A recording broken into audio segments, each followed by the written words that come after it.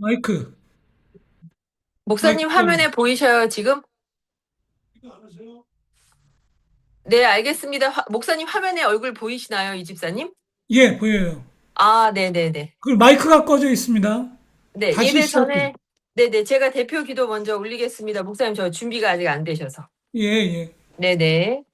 참 좋으신 하나님 아버지, 4월 하늘의 맑은 기운과 밝은 햇빛, 이른 비와 늦은 비로 움츠렸던 나뭇가지에서 새순이 돋아납니다. 만물이 당신이 붙여주시는 생기에 발 맞추어 두 팔을 하늘 높이 벌리고 화답하고 있습니다. 사랑스러운 자녀들, 자애로운 부모님, 평강과 은혜가 넘치는 가정, 이 모든 것들을 우리에게 부어주시니 감사합니다. 그 모든 것 가운데 부활하신 예수 그리스도를 저희에게 보내주시니 참으로 은혜입니다. 사랑의 주님, 아버지의 뜻대로 행하는 자라야 진정으로 내 형제요, 자매요, 모친임을 깨달아 저희가 가족의 소중함을 알되 가족 이기주의에 갇히지 않게 인도하여 주시고 아버지의 뜻은 공의와 평화가 넘치는 생명 세계임을 철저히 깨달아 예수 그리스도가 품으신 온 누리를 우리도 안을 수 있는 지혜와 능력을 베풀어 주옵소서. 부활하심으로 우리에게 영원한 소망을 보여주신 예수 그리스도 이름으로 감사히 기도드렸습니다. 아멘. 아멘. 예, 목사님 해주시면 됩니다. 할렐루야. 영광스러운 부활절의 감격을 지나 오늘 이 거룩한 주일 예배 자리에 나오신 성도 여러분을 주님의 이름으로 축복합니다.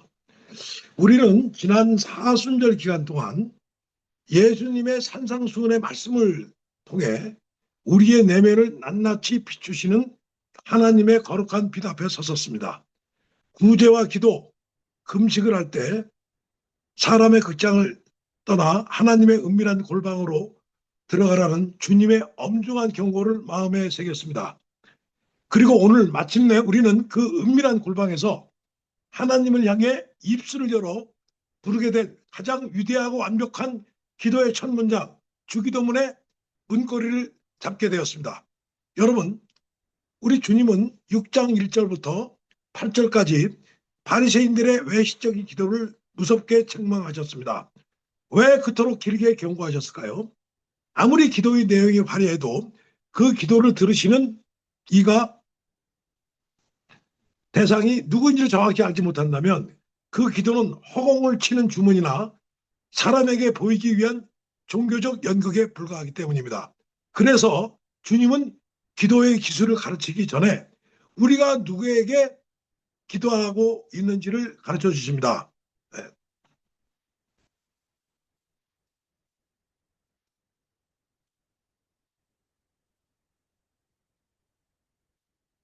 제가 하나님은 우리는 매일 그 주기도문 할 때마다 하늘에 계신 우리 아버지라고 익숙하게 암송하죠.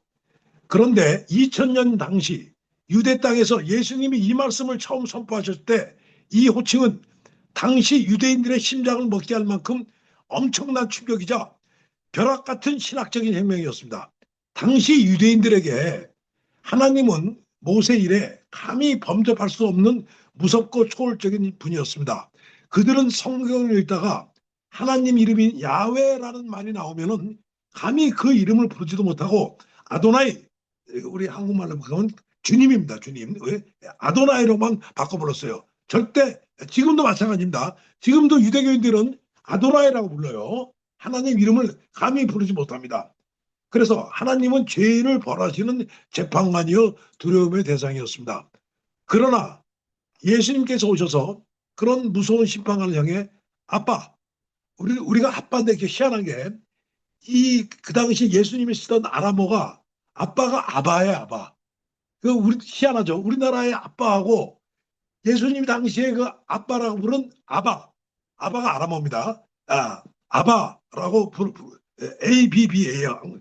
저기 저 영어로 얘기하면 아바라고 부르시고 하십니다. 우주를 창조하신 만유의 주제께서 이제 아들 예수 그리스도의 십자가 은혜를 통해 우리의 일상을 친밀하게 돌보시는 따뜻한 가족, 나의 아빠가 되셨다는 이 선언은 유대교육 공포를 단번에 깨뜨리는 복음 중의 복음이었습니다. 자, 오늘 선포된 아까 우리 이 집사님이 읽으신 네 개의 성경 본문을 보십시오. 이 말씀들은 우리가 부르는 이 짧은 오직 속에 얼마나 거대한 구원의 신비가 담겨 있는지를 보여주는 완벽한 통일성을 이룹니다. 오늘 설교 제목이 구원의 신비죠. 하늘에 계신 우리 아버지. 자, 이 로마서 8장 15절 맨 처음에 읽으셨던 이 기적이 어떻게 가능한지를 선언합니다. 우리는 양자, 알죠? 우리가 이제 입적을 한 양자, 양자의 영, 성령의 십자가의 와와 부활을 통해 우리가 입양되었음을 증명합니다. 그러나 아빠라고 부른다고 해서 하나님을 함부로 대할 수는 없습니다. 로마서 8장 15절에서는 우리가 양자로 입적을 했다고 얘기를 하고 있죠. 구약의 이사야 29장 23절은 오늘 본문 말씀, 이스라엘이 하나님의 이름을 거룩하다 하며 경외할 것이라고 선포합니다. 이 구약의 경외함과 신약의 친밀함이 만나는 이 절정의 자리가 바로 오늘 예수님이 우리한테 가르쳐 주신 마태복음 6장 9절입니다. 친밀한 우리 아버지이시지만 동시에 하늘에 계신 초월적인 창조주이기 때문에 그 이름을 거룩히 여김을 받으셔야 한다는 뜻입니다. 하늘에 계신 우리 아버지, 이거는 우리 친밀한 우리 아버지지만 이름을 거룩하게 여김을 받는다. 이 두 가지가 같이 결합이 되어 있는 말씀입니다. 주기번에 맨 처음 말씀이, 자, 우리는요 교회에 다니면서 하나님의 이름을 거룩하게 하는 신앙인으로서는 거룩한 행위를 하기는커녕 다음과 같은 경우는 많이 보셨을 겁니다. 아마 많이 보셨을 거예요. 주일을 교회를 많이 다니고 나름대로 자기가 신앙이 돈독하다 하는 사람들이 뭐 하나님하고 기도 중에 아니면 뭐 묵상 중에 뭐 하나님이 저한테 나타나서 뭐 했다가 자랑스럽게 얘기해. 만약에 하나님이 나타나셨다, 성령이 나타났다면 그걸 바깥에 얘기를 하면 안 돼요. 그건 자기의 신앙의 자만이고 자기 자신한테 나타난 비밀이 나타난 것을 왜 누구한테 얘기를 합니까? 이 자체가 벌써 이거는 처음부터 이게 틀렸다는 얘기예요. 자, 그래서 이렇게 얘기죠. 하나님이 어제 나타나서 뭐 묵상 중에 나타나서 뭐 이렇게 자세히 인도하셨다는 둥, 뭐 나를 위로하셨다는 둥, 구체적으로 함부로 자기 편의대로 말하는. 근데 이것도 가끔 요즘은 그런 목사님이 아니지만 옛날에 이렇게 시골에 극소수의 목사님들 많이 얘기했어요. 내가 말이지, 목해주게, 내가 뭘 구했더니 말이 나타나서 했다는 거. 또 신도들, 또 심지어는 꿈에 나타나서 구체적으로 자신을 도와주고 인도하고 위로하셨다는 말을 수시로 하는 사람들은 그걸 많이 봤어요. 저도 많이 봤어요. 이름을 거룩하게 하옵시오라는 주기도문의 구절을 아주 무색해 하며 심지어는 하나님의 이름을 함부로 부르고 모독하는 비기독교인임을 우리는 알아야 됩니다. 우리의 아버지시만 함부로 자기 자신의 일상생활에서 자기의 바람을 하나님의 이름을 갖다 붙여서 하는 건 그건 기독교인이 아니에요. 자, 이것이야말로 디트리 보네포 목사가 말한 싸구려 신앙의 표본인 것입니다. 주위에 그런 분들이 있다면 일단 경계하세요. 정작 나타났더라도 그 앞에서 성령이 나타난 것을 임재한 것을 자랑 삼아 얘기하는 것은 기독교인의 자세가 아닙니다. 세상적인 삶 속에서 자신의 물질적 욕망과 이기적 희망의 성취를 얻기 위한 하나님의 이름을 망령되게 일컫는 10계명의 제3계명을 불순종하는 죄를 저지르고 있다는 것을 우리는 명심해야 될 것입니다. 우리 한국의 기독교가 제일 10계명 중에서 제일 많이 살인하지 않잖아요, 우리가. 그죠? 도둑질하지 않잖아. 그런데 10계명의 제3계명을 제일 불순종하는 것이 기독교인들의 전체 기독교인이라는 얘기 아닙니다. 자기 자신의 신앙이 돈독하다 얘기하는 사람들이에요. 제3계명은 1, 2계명, 2계명에서 3계명 나의 이름을 망령되이 일컫지 말라 얘기하고 있죠. 뭐 그렇다고 해서 제가 기도와 묵상 중에 희망과 바람을 하지 말아야 한다는 말은 절대 아닙니다. 기도 중 크리스찬이 갈구하고 원하는 기도는 이런 것이다. 얘는 제가 설교 후반부에 톨스토이 작품의 예화에서 제가 말씀드리겠습니다. 예, 예화에서. 그래서 사도 베드로는 아까 이집사님이 읽으신 베드로전서 1장 15절 16절에서 너희를 부르는 이가 거룩하니 너희도 모든 행실에 거룩한 자가 되라고 촉구합니다. 즉 주기도문의 첫 문장은 아버지를 닮아 자녀인 우리 땅도 이 땅에서 거룩하게 살아야 한다는 위대한 사명 선언문입니다. 예. 자, 이제 직접 본론으로 직접 제가 말씀을 들어가 보겠습니다. 마태복음 6장 9절. 예. 예. 우리가 암송하는 이 하늘에 계신 우리 아버지라는 첫 문장에 대해서 지난 2000년 동안 기독교 역사상 가장 위대했던 학자들과 목회자들은 감격의 여우 다음과 같은 그 깊은 의미를 쏟아냈습니다. 이 고대 교부 터틀리아누스라고 있습니다. 아마 이제 그 신학을 공부하는 사람들 다 알고 있습니다만은 이 터틀리아누스는 아주 쉽게 말씀드리면 어거스틴 아시죠? 성 어거스틴보다 약 한 250년 먼저 태어난 사람인데 라틴 그러니까 라틴이 뭐죠? 저 소위 말하는 로마를 라틴어로 하죠. 라틴 신학자의 가장 맨 처음 신학자입니다. 터틀리아누스.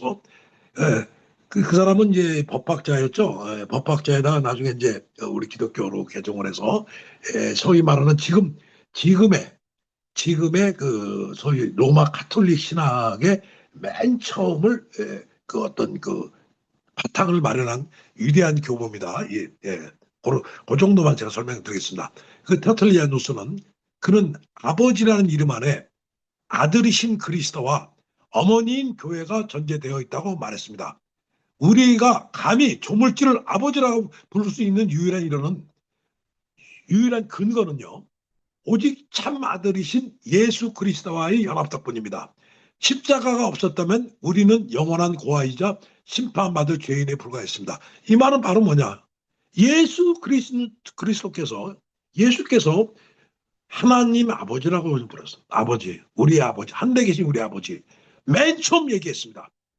예레미야도 얘기 안 하고 이사야도 얘기 안 하고 모세도 얘기 안 했어요.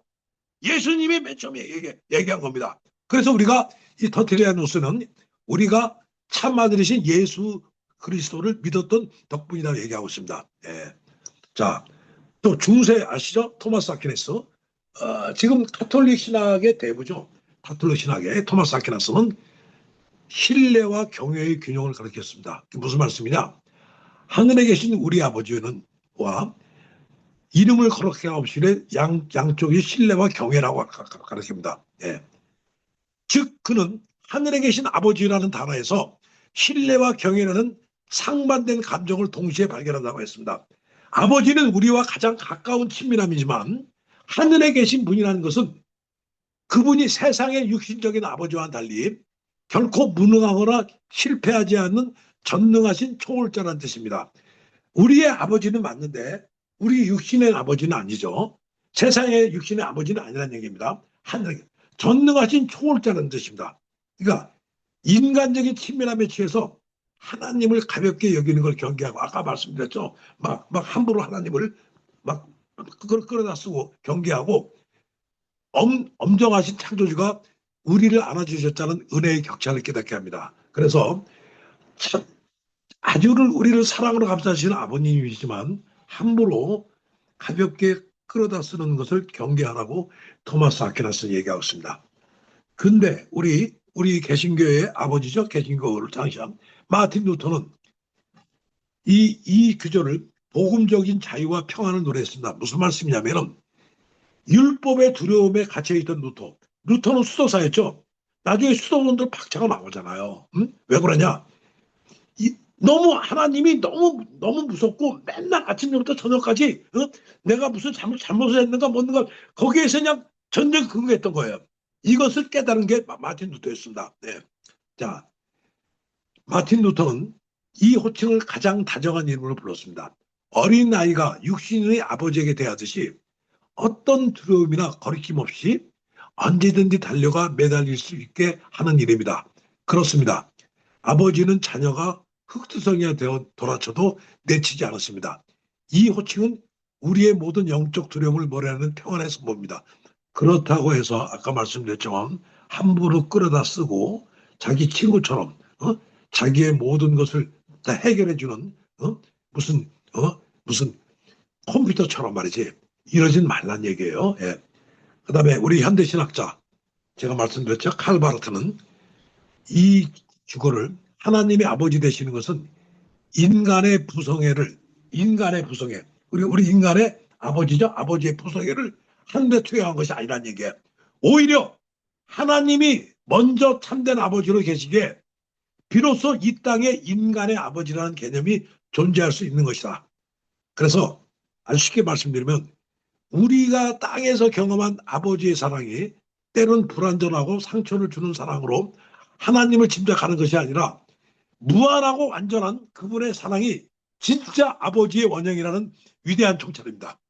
우리 육신의 아버지와 틀린 건 바로 뭐냐? 무한하고 완전한 그분의 진짜 아버지 사랑.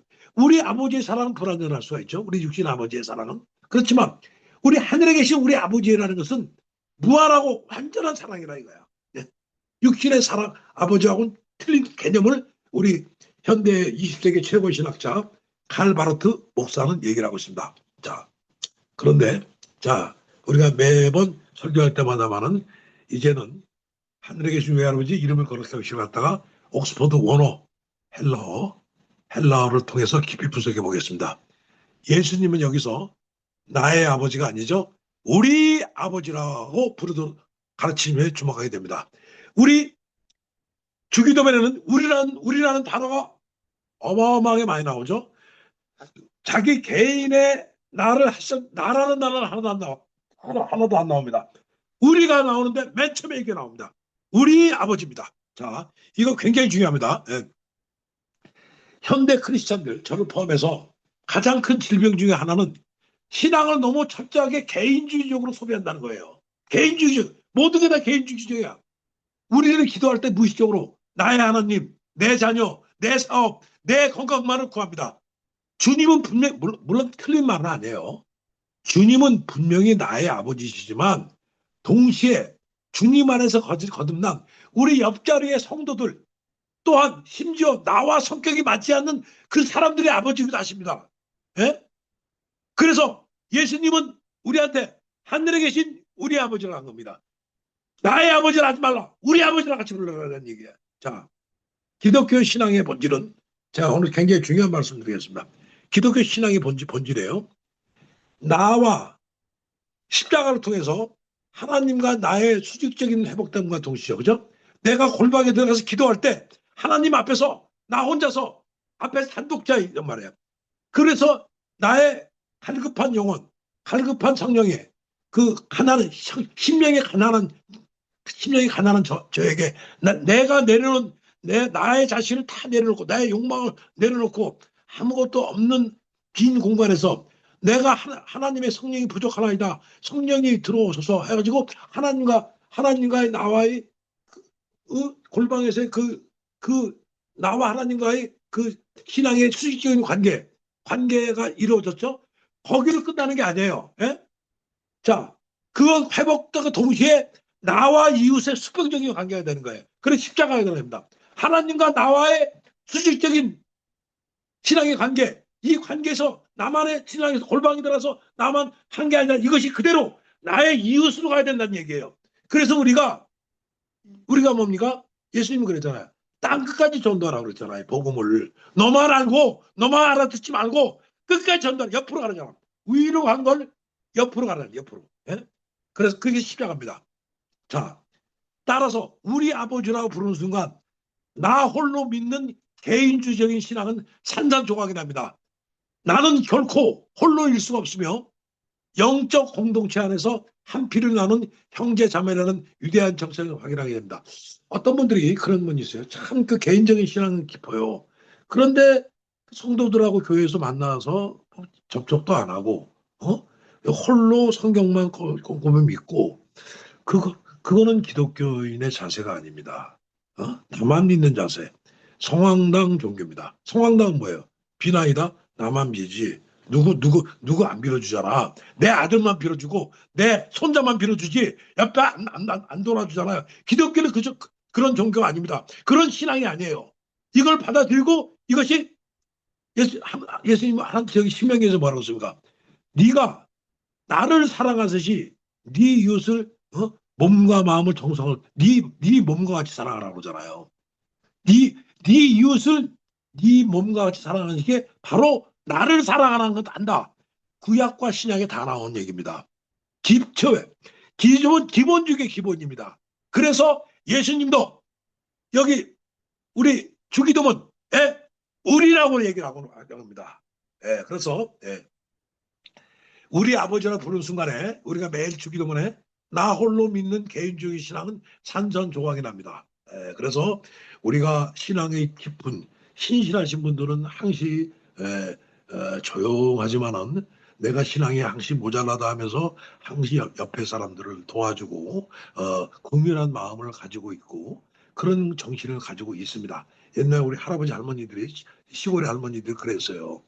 지금의 저기 뭐야 대도시에 말이지 우리 중산층 교회처럼 나만 믿고 나만 헌금하고 나만 하는 그런 신앙은 아니었단 얘기예요.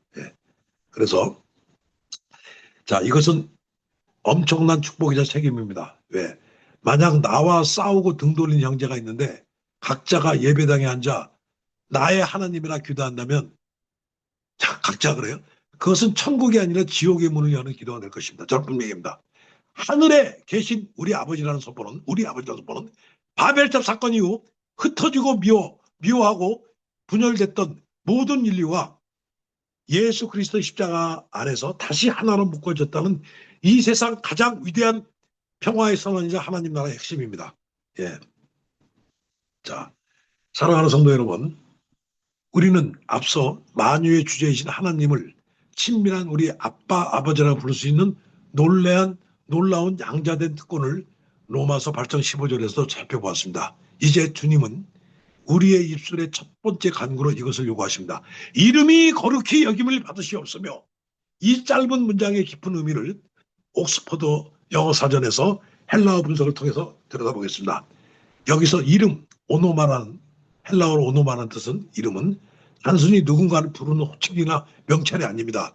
고대 시브리 사상에서 이 이름은 그 존재의 인격, 성품, 영광, 그분의 모든 것을 총체적으로 대변하는 것입니다. 즉 하나님의 이름은 곧 하나님 자신을 의미하는 것입니다.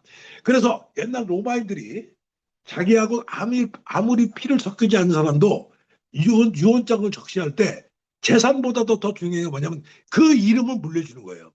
그 이름을 물려주면 그 사람의 모든 신분과 그 사람의 모든 조상과 이것을 다 물려주는 거예요. 그 사람의 인품까지도.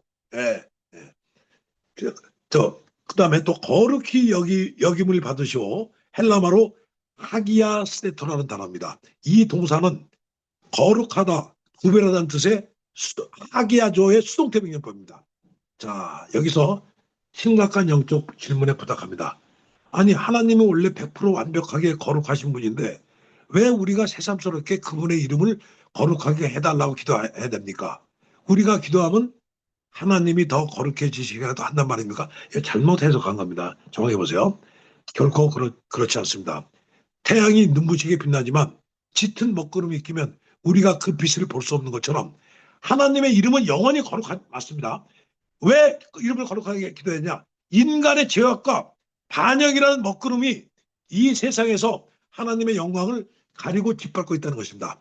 따라서 이름이 거룩히 여김을 받으시오며라는 기도는 뜻은 하나님 죄로 인해 조롱받고 짓밟히는 당신의 거룩한 이름이 이제 나의 삶과 이 세상을 통해 다시 제자리를 찾게 하옵소서라는 피 끓는 우리 영적 전투의 선포입니다. 그래서 사도 베드로는 오늘 우리가 이한수 13일 읽은 네 번째 본문인 베드로전서 1장 15장 16절에서 이렇게 강력하게 권면합니다. 오직 너희를 부르신 거룩한 이처럼 너희도 모든 행실에 거룩한 자가 되라. 기록되었을 때 내가 거룩하니 너희도 거룩할지어다. 우리가 하나님을 아빠, 아버지라고 부르는 자녀가 되었으면 자식은 당연히 아버지의 가풍을 따라야 합니다. 성도가 세상과 구별된 거룩한 행실로 살아갈 때 비로소 세상 사람들은 우리를 통해 저들이 믿는 하나님은 진짜 거룩한 분이라고 인정하며 하나님 이름을 거룩히 여기게 된다는 것입니다. 근데 현실은 안 그렇죠. 한국 교회에 기독교를 믿는 분들이 거룩하지 않고 세상보다 더 세상의 빛과 소금이 안 되기 때문에 저 사람들이 믿는 하나님이나 예수님은 별 볼이 없구나, 똑같네, 이렇게 되는 겁니다. 예. 우리 예수님의 첫 번째, 우리 주기도문 첫 번째만 우리가 지키고 있어도 이런 꼴은 못 봤습니다. 자,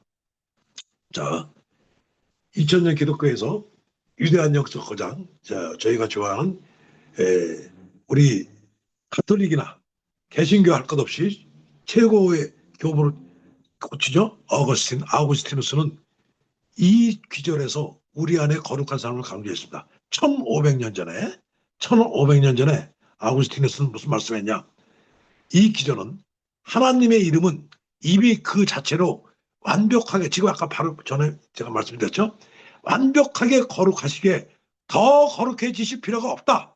따라서 이 기도는 하나님을 위한 것이 아니라 사실상 우리 자신을 위한 간구다라고 아주 짧고 명료하게 얘기했습니다. 아우구스티누스에게 이 기도는 하나님의 이름이 내 삶을 통해 세상에서 경멸당하지 않고 내 안에서 거룩함이 나타나게 하소서라는 처절한 자기 성찰의 기도였습니다. 제가 다시 반복해서 말씀드렸지만 이것이 안 되기 때문에 세상에서 우리 기독교가 많이 하나님이 거룩하지 않다는 것을 우리의 삶을 통해서 사람들이 보기 때문에 이런 손가락질을 받고 있는 겁니다. 이것을 1500년 전에 어거스틴은 예리하게 통찰했죠. 하나님의 이름이 내 삶을 통해 세상에서 경멸당하지 않고 내 안에서 거룩함이 나타나게 하소서라는 처절한 자기 성찰의 기도다라고 어거스틴은 짧고 명료하게 얘기하고 있습니다. 중세 토마스 아퀴나스는 아까도 말씀드렸지만 이거를 하나님 중심의 최우선주의로 말했죠. 이 기도는 영광에 대한 갈망으로 해석했죠. 어린아이가 아버지를 부를 때 자기의 필요를 먼저 구하지 않고 아버지의 명예와 영광이 세상에 가득 차기를 바라는 것이 가장 올바른 지향점이라는 것입니다. 내가 잘되고 내 이름이 유명해지는 것이 아니라 나의 행동으로서, 나의 거룩한 행동으로서 하나님의 영광이 먼저 온전히 나타나게 해달라는 신앙의 우선순위를 확립하는 기도입니다. 이렇게 되면은 우리가 겸손 안 할래 안 할 수가 없죠. 그죠? 자, 근대 종교 개혁자 켈빈, 이 귀절을 하나님의 영광을 가리는 악에 대한 저하로 해석했습니다. 칼빈은 인간, 똑같은 얘기예요. 사실은 얄팍한 자기중심적인 행동과 위성적인 행동이 하나님의 이름을 더럽히고 있다고 통탄했습니다. 우리의 이기적인 것과 나의 에고와 나의 위선적인 행동이 하나님의 이름을 더럽히고 있다. 따라서 이 기도는 나의 모든 행동과 계획이 오직 하나님의 이름을 거룩하게 하는 데만 집중되게 하소서. 나의 영광이 아니란 얘기예요. 나의 영광이 아니. 나의 거룩함이, 나의 이웃에 대한 그런 그 행동이 하나님의 거룩함과 하나님의 영광으로 해달라는 그런 우리의 한참 밑바닥으로 내려가는 겸손의 극치입니다. 자, 내가 일터에서 짓는 죄와 탐욕이 아버지의 이름에 먹칠을 하지 않도록 눈물로 구하는 간구라는 이 기절입니다. 존 파이퍼 목사, 로이드 존스 목사와 더불어서 현대의 탁월한 설교자죠. 존 파이퍼 목사는 하나님을 향한 궁극적인 갈망입니다. 자, 이분은 어떻게 얘기했냐면 현대인들은 하나님의 이름을 아까 제가 이제 이렇게 했죠. 하나님의 이름을 농담거리로 삼고 가볍게 여기는 세대에 살고 있어요. 파이퍼 목사는 기독교의 핵심이 인간의 안락한 행복이 아니라 하나님의 영광에 있음을 일갈하며 이렇게 설교합니다. 이 기도는 하나님 당신이 내 인생에서 가장 가치 있는 분이 되게 하소서라는 고백이다 이거예요. 우리가 하나님을 세상에서 가장 귀한 보물로 여기고 열광할 때 세상은 우리를 통해 하나님의 거룩하심을 보게 된다는 것입니다. 세상 사람들 바보가 아니에요. 예? 우리가 기도하고 우리가 행동할 때 저 사람들이, 저 기독교인들이 지 자신을 위한 건지, 지 탐욕인지, 지 이기심인지, 지 위선인지 그 정도는 판별할 수가 있습니다. 세상 사람들도. 예. 자, 그러면 우리가 성도 여러분, 우리가 일상 속에서 하나님의 이름을 거룩하게 여긴다는 것을 구체적으로 어떻게 사는 걸까요? 러시아의 대문호, 저번에도 우리가 인문학 강좌에서 했습니다만 톨스토이는 사실 장편보다 단편에서 그 기독교의 그 성경 기조를 짤막하게 인용할 때 많아요. 그 위대한 소설 사랑이 있는 곳에 신이라는 뜻이 신이나 신도 있다라는 단편 소설이 있어요. 거기를 보면 평범한 인간의 삶 속에서 하나님의 이름이 어떻게 거룩히 여김을 받게 되는지 그 눈부신 진실을 받게 됩니다. 아까 우리가 기도할 때 하나님한테 바라는 것이 어떤 바람의 기도가 바람직한가를 제가 말씀드린다고 여기서 나옵니다. 자, 이 소설의 주인공, 제가 짧게 이 줄거리 단편이니까 짧습니다. 이 소설의 주인공 마틴은 구두를 수선하고 살아가는 가난하고 늙은 호랍이었습니다. 이 책 많이, 우리 중고등학교 때 이 책 많이 읽었어요. 단편 소설 때. 예. 아내와 자식들을 다 잃고 깊은 절망 속에서 하나님을 원망하던 그는 어느 날 성경을 읽다가 회심하게 됩니다. 그리고 간절히 기도합니다. 주님, 이 사람이 간구하는 거예요. 아까처럼. 제 남은 인생을 통해서 하나님의 이름이 거룩히 빛나기를 원합니다. 그런데 내일 하루만이라도 주님이 제 누추한 가게에 찾아와 주신다면 제가 주님을 최고로 대접하겠습니다. 이 사람은 그 아내와 자식들 다 읽고 그 기독교를 믿지 않은 상황에서 그 성경을 다시 읽고 회심하게 돼요. 그래서 이제 이런 하나님은 거기 누구야? 옛날에 욥이 말이죠. 하나님 목소리를 한번 듣고 싶었듯이 똑같은 얘기예요. 다음 날 마틴은 창밖을 보며 주님이 오시기를 애타게 기다렸습니다. 그런데 거룩하고 영광스러운 예수님은 오시지 않고 추운 겨울날 밖에서 눈을 치우고 덜덜덜 떨고 있는 늙은 청소부 스테파니치라는 사람만 보였습니다. 마르틴은 그를 불쌍히 여겨 가게로 돌아오게 한 뒤 따뜻한 차를 대접하여 온몸을 녹여주었습니다. 오후에는 호솥을 입고 아기를 앓은 채 금주름에 얼어가는 가난한 여인이 지나갔습니다. 마르틴은 자신이 먹으려던 빵과 따뜻한 스프를 내어주고 자신의 낡은 외투를 벗어 아기를 감싸주었습니다. 또 저녁 무렵에는 시장에서 늙은 할머니의 사과를 훔쳐 도망치다가 붙잡힌 소년을 보게 됩니다. 할머니가 소년을 경찰에 넘기자 마틴은 자신이 사과를 대신 치러주며 할머니에게 용서를 구하고 소년을 타일로 돌려보냈습니다. 밤이 되자 마르틴은 실망에 빠져 성경을 덮으며 중얼거렸습니다. 결국 오늘 주님은 오시지 않았구나. 그때 방의 어두운 구석에서 부드러운 음성이 들려왔습니다. 마르틴, 나를 알아보지 못하겠느냐? 그러면서 낮에 그가 대접했던 늙은 청소부, 가난한 아기 엄마, 사과를 훔친 소년이 환한 미소를 지으며 나타났다가 사라졌습니다. 그때 마르틴의 성경책이 스르르 펼쳐지며 마태복음 25장의 말씀에 눈에 들어왔습니다. 내가 줄일 때 네가 먹을 것을 주었고 헐벗을 때 네가 옷을 입혔으니 지극히 작은 자 하나에게 한 것이 곧 내게 한 것이니라. 마태복음 25장이죠. 성도 여러분, 이것입니다. 마틴은 종교적인 화려한 옷을 입고 나팔을 불며 거룩을 과시하지 않았어요. 그저 자신이 머무는 삶의 가장 누추한 자리에서 하나님의 마음으로 이웃을 사랑하고 용서하는 긍휼을 베풀었습니다.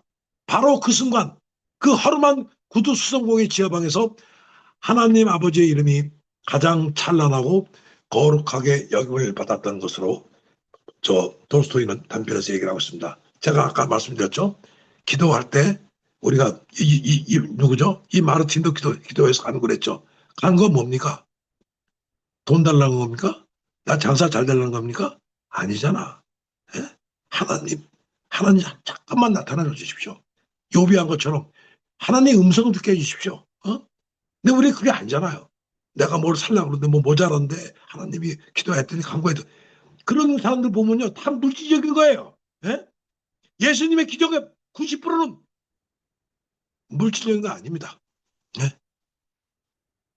그래서 우리가 간구할 때 기도할 때는 물론 남의 건강을 위해서 남을 위한 중보 기도는 들어줍니다. 예? 그리고 자기 자신의 건강과 지혜는 들어주지만 내가 살고 있는 이 세상을 살아가면서 뭐 어떻게 해달라는 그 어떤 요술방망이 같은 그런 하나님을 찾지 마세요. 예? 예, 그런 건 들어주지도 않을 뿐더러 하나님 자신이 멀리합니다. 예. 자, 자, 이 이름이 거룩하게 하옵시며의 예화는 수도 없지 많죠. 제가 말씀드린 디트리 보네포는 뭡니까? 죽을 때 형장이 이슬로 사라지면서 자기가 이 전쟁이 끝난 다음엔 자기가 얼굴 들 수 없다 해서 말이죠. 끝까지 600만 명이 죽어가는 것을 보지 못하고 마지막 순간까지 자기 책임을 다하고 하나님의 거룩을 위해서 저는 제 임무를 완수했다. 하나님 나라에 들어가게 하소서 하면서 기도를 합니다. 또 우리가 미션이죠, 미션. 영화 미션 제가 저번에도 그거 했죠. 저기 뭐야 저 인문학 강의에서도 그 뭡니까 가브리엘 신부하고 로드리가 멘도사가 마지막에 과란이 족하고 나중에 같이 죽잖아요. 그죠? 이 사람들의 죽음이 하나님의 이름을 거룩해 한 겁니다. 왜? 이 사람들 때문에 남미의 가톨릭, 남미의 기독교가 전파가 됐습니다. 이 사람들의 가브리엘 신부와 로드리가 멘도사에 같이 죽지 않고 이 사람들의 기적이 지켰기 때문에 그 죽음은 헛되지 않고 지금 중남미 90%가 다 기독교입니다. 그것이 바로 우리가 말하는 예수 하나님의 거룩함을 우리가 몸소 실천했다는 것입니다. 자, 이제 결론 맺겠습니다. 사랑하는 성도 여러분, 오늘 우리가 숨쉬며 살아가는 이 현대사회는 이기심과 탐욕이 지배하며 하나님의 이름을 노골적으로 조롱하고 경배하는 세상입니다. 그러나 세상 사람들이 하나님의 이름을 욕하는 것보다 훨씬 더 비극적인 사실이 있습니다. 제가 보기에는. 그것은 바로 하나님의 자녀라고 불리는 우리 크리스찬들이 교회 안에서는 우리 아버지를 부르면서 직장과 가정과 사회에서는 나의 얄팍한 이익을 위해 타인을 짓밟고 위선과 거짓된 삶을 삶으로써 스스로 아버지의 얼굴에 먹칠을 하고 있다는 뼈아픈 실존적인 현실입니다. 이거는요 저도 몰랐어요. 제가 세상 살려 하면서 60이 넘어서 은퇴를 해보고 사보니까 결국 내가 이러지 않았느냐. 제가 살아갈 때는 세상에서 저도 열심히 살 때는 그걸 몰랐어. 뭐 내가 하나님의 자녀까지 아니더라도 뭐 그래도 하나님이 나를 뭐 지켜주겠지. 그런데 직장과 가정 사회에서는 내 이익을 위해서 타인을 짓밟고 또 위선과 거짓된 것이 행동을 많이 했어요. 그것이 세상적인 어떤 출세에 빠르고 돈이 빠르기 때문에. 근데 그것이 세월이 지나서 보니까 그거였던 얘기야.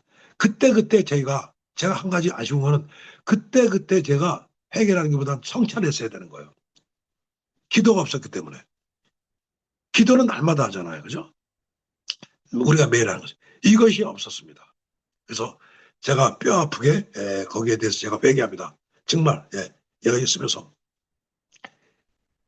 따라서 우리가 이름이 거룩히 여김을 받으소서라는 기도는 입술로 움조리는 기도 주문이 아니라 내 삶 전체를 제자리에 올려놓고 처절하고 거룩한 결단이라 저는 봐야 되겠습니다. 입술로 자, 하나님 이 각박한 도시에서 조금 제가 손을 보더라도 조금 더 십자가 지내도 나를 통해 저 사람이 믿는 하나님은 진짜 살아계신 거룩한 한 분이구나 라는 사실이 온 세상에 증명되게 하여 하옵소서.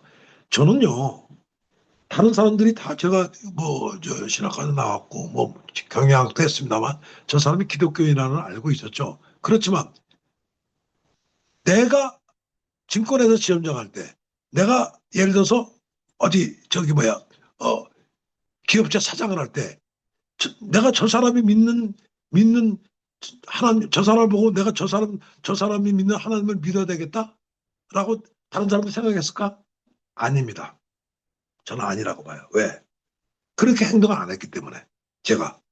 예.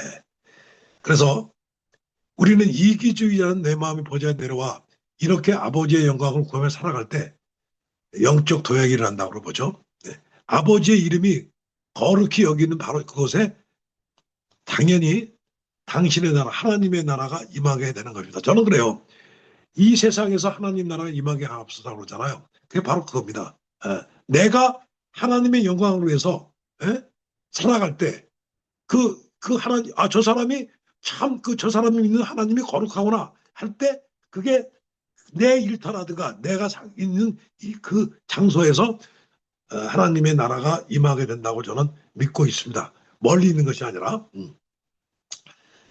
자, 오늘 한 주간 여러분이 발을 딛고 있는 일터와 가정 속에서 여러분이 있는 그 사랑과 정직, 궁유를 통해서 하늘 아버지의 이름이 가장 찬란하게 빛나는 거룩한 기적의 삶을 살아내시기를 우리 주 예수 그리스도의 이름으로 간절히 축원합니다. 기도드리겠습니다.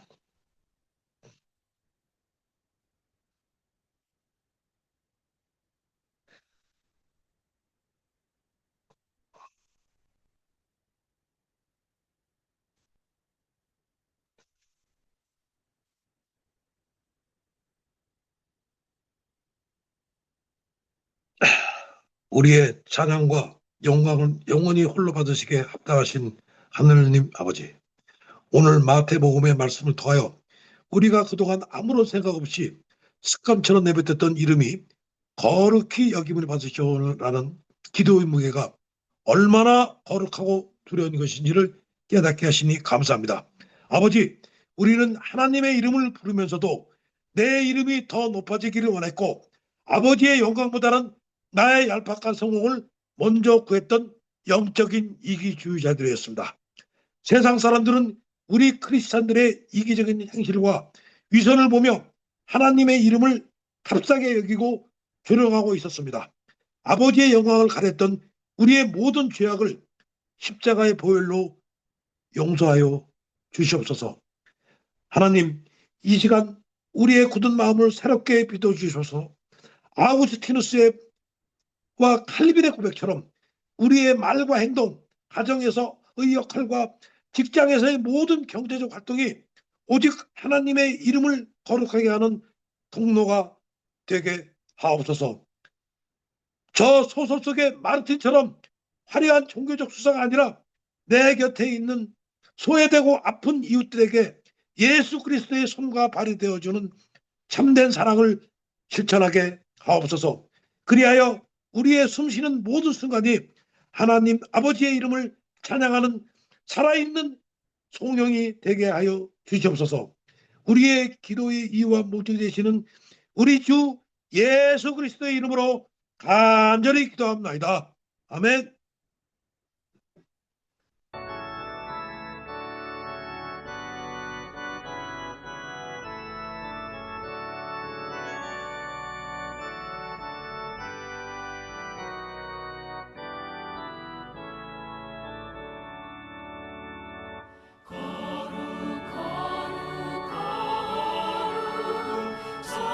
전능하신 주님 일하시네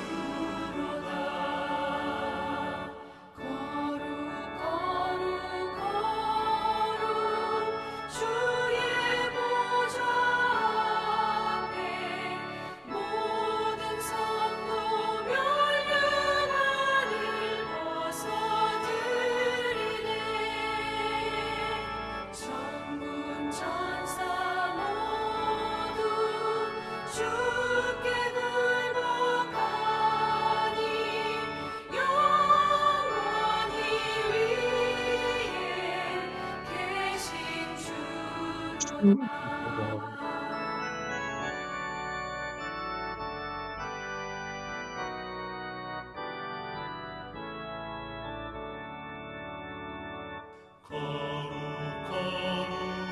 거룩 주의 빛난 영광 모든 죄인 눈 어두워 볼 수 없도다. 거룩하시니가 주님밖에 없네. 온전히 전능하신 주로다. 거룩 전능하신 주님 천지 만물 모두 주를 찬송합니다. 거룩 전능하신 주님 성삼위일체 우리 주로다.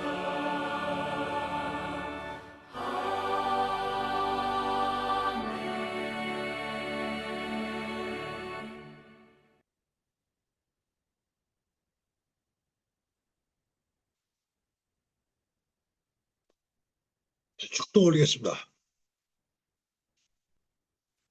이제는 우리를 죄와 사랑에서 건져내어 하나님의 거룩한 자녀 삼아주시기 위하여 자신의 몸을 찢어 피 흘려주신 우리 구주 예수 그리스도의 한없는 은혜와 죄인된 우리를 향해 너는 내 사랑하는 아들이요 딸이라 부르시며 영원한 양자의 영을 불어주신 하나님 아버지의 측량할 수 없는 극진하신 사랑하심과 세상의 조롱과 핍박 속에서도 두려워하지 않고 우리의 일상 속에서 아버지의 이름을 거룩하게 빛내는 예배자로 살아가도록 늘 새 힘과 용기를 주시는 성령님의 감화 감동 내주 교통하심이 오늘 하늘에 계신 우리 아버지의 크신 은혜에 감격하며 이제는 나의 이름 나의 영광이 아닌 오직 아버지의 이름만이 거룩히 여김을 받으시옵소서라고 눈물로 다짐하며